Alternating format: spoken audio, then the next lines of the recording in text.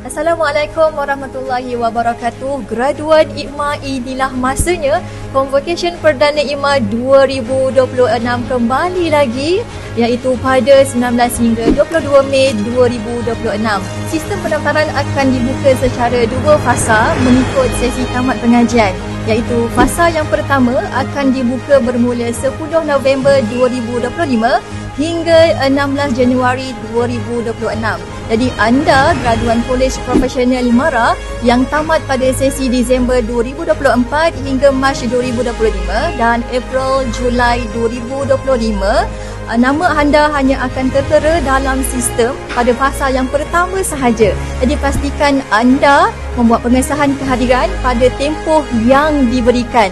Manakala untuk graduan KKTM, MJI dan IKM, sistem akan dibuka untuk sesi Januari-Jun 2025 dan Januari-Mei 2025. Manakala fasa yang kedua akan dibuka bermula 2 Februari hingga 4 Mei 2026. Yang mana untuk graduan Kolej Profesional MARA yang tamat sesi Ogos November 2025 dan Disember 2025 hingga Mac 2026. Manakala KKTM, MJI dan IKM untuk sesi Julai Disember 2025 dan Ogos Disember 2025. Jadi pastikan anda lihat tarikh, ingat, jangan tunggu-tunggu, jangan tangguh, terus bertindak kerana nama anda hanya akan tertera mengikut tarikh yang dibuka dan mengikut sesi tamat pengajian yang ditetapkan. Siapa yang tak lengkapkan langkah ni, anda mungkin tak tersenarai dalam graduan yang akan berkumpul nanti. Pastikan anda lakukan langkah-langkah ini.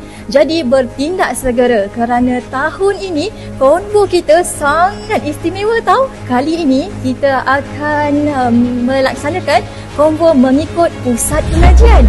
Ini menunjukkan kepada kita satu suasana yang lebih dekat, lebih meriah dan lebih membara. Anda akan diraikan bersama rakan-rakan, pensyarah dan seluruh komuniti yang bersama dalam perjalanan anda.